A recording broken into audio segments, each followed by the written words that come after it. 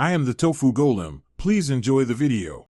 Use 1 cup fresh chilies, 10 garlic cloves, 2 tablespoons sugar, 1 teaspoon salt, and 2 tablespoons rice vinegar to build a balanced sweet, salty, and tangy base.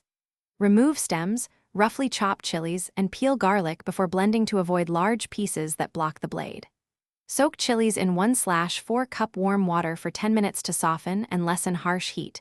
Drain most liquid, but keep a tablespoon to help blending. Measure ingredients on a kitchen scale for consistency. Start the blender on low, pulse 30 seconds, then blend 60 seconds until coarse but not pureed so you retain texture.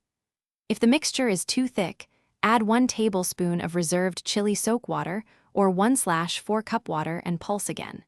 Transfer to a skillet with 2 tablespoons neutral oil and simmer on low for 5 minutes to cook raw garlic flavor and meld acids. Stir in 2 tablespoons rice vinegar and 1 tablespoon sesame oil for flavor balance and sheen before cooling.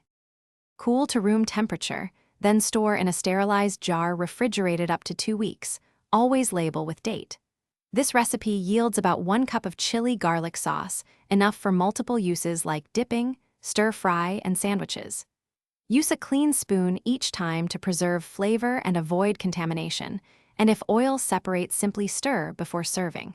For longer storage, freeze in ice cube trays for up to 3 months, and defrost 1 cube per use.